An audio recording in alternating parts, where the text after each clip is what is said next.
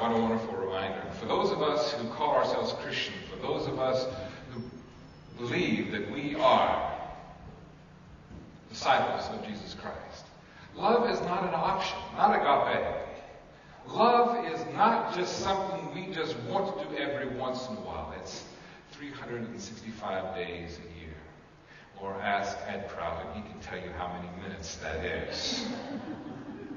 Last week I asked you what's in your wallet. This week I ask you what is in your soul. And sometimes we don't know what's in our soul until we go through the task of asking questions and studying and reading and praying and meditating and listening and writing and doing all those things that teach us who we truly are. Thank God for Jesus. I love Jesus. I adore Jesus. I am so glad that I have his stories and his responses to read and to study and to contemplate. I am so thrilled. Because what he does in 2 little sentences is describe the whole of the law, the 10 Commandments. Teacher, they ask, and trying to trip him up again. Which is the greatest of the commandments, to love the Lord your God with all your mind, your heart, and your soul. That's the first 4 commandments. That's where you don't make any graven image of God, you don't use God's name in vain, you worship God, you celebrate God on the Sabbath, etc. Then he says, but the second is likened to the first. Love your neighbor as yourself, which are the last 6 commandments about not committing adultery, coveting, and stealing, and murdering, and all those other good things. In 2 little verses, Jesus sums up all of Moses and his teachings in the Old Testament.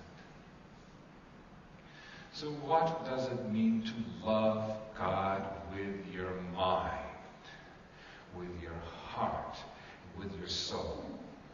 I think we need all of it. We have a lot of people in this world who love God with their mind. They go and they study and they read, but somehow there's a disconnect. They do this whole big bypass from the heart.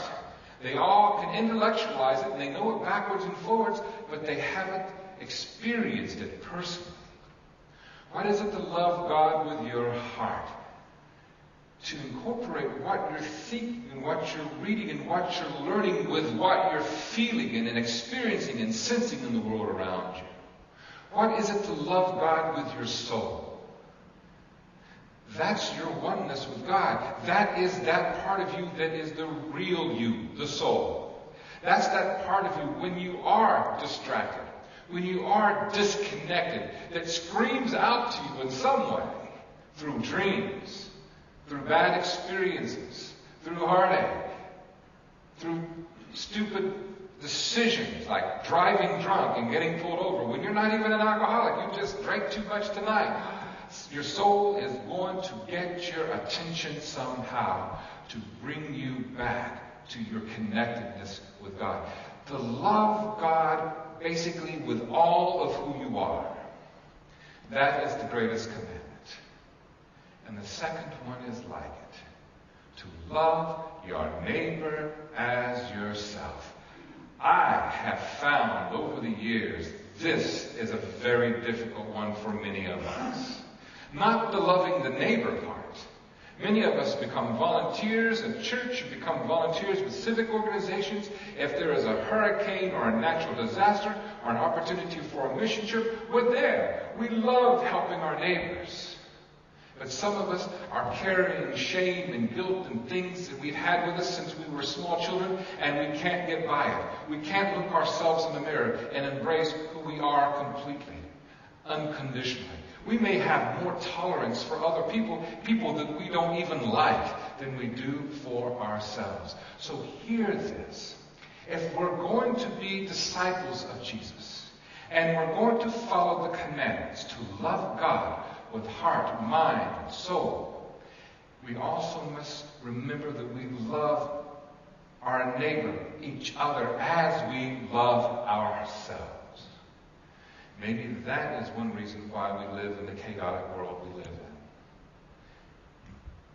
in. Maybe too many of us are not in love with who we are. I'm not talking about in some narcissistic sort of way. I'm not talking that part of us that stands in the mirror and says, you are just so incredible. Wow. And not that there's anything wrong with that. But if you do it all day, every day, that's, I think, where it then starts going into maybe some kind of dysfunction. Dr. Walter Barker is here. He can help you with that more than I can. Not that he's narcissistic, but he happens to know more. No, I'm talking about, and I've asked you to do this before, I'm talking about being able to go and look yourself right in the eyes while you look in the mirror and say, I love you. And I want to challenge you to do that again this week. Go home, look in the mirror, and look yourself in the eye. Don't look at the imperfections. Don't go thinking, I probably should go look at that fat-free diet thing once again. Or, wow, I really do need to go to the dentist. No, I'm talking about looking in your eyes, the window to your what? Your soul. And be able to say, I love you. When we love one another from that place, from a place of genuine self-love, then the impact and the effect that we have on the world around us is much, much more powerful and effective.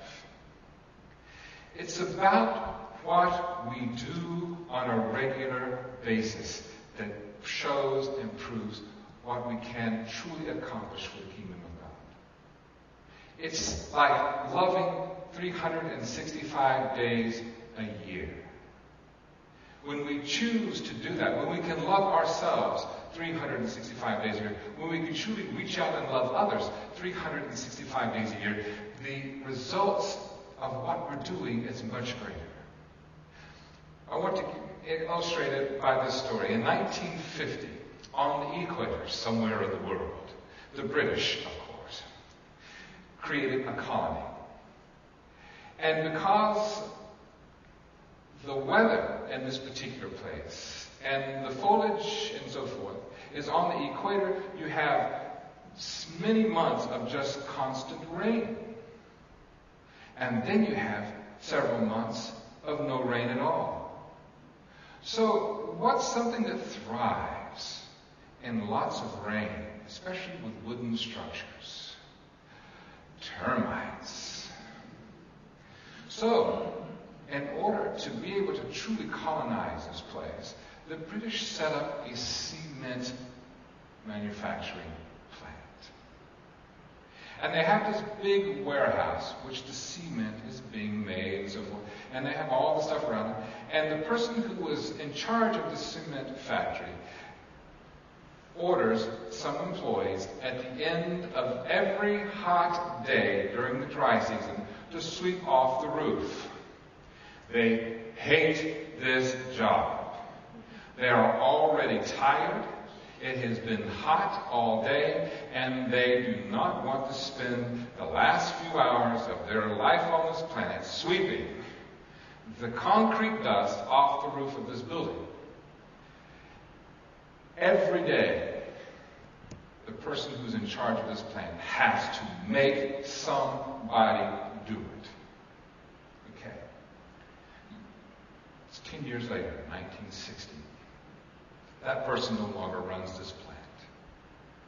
No one is now sweeping off the roof on the dry season.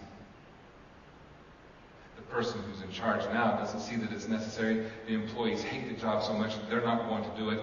They don't see it's necessary, so they leave it alone. And over the period of the dry season, the concrete dust settled into several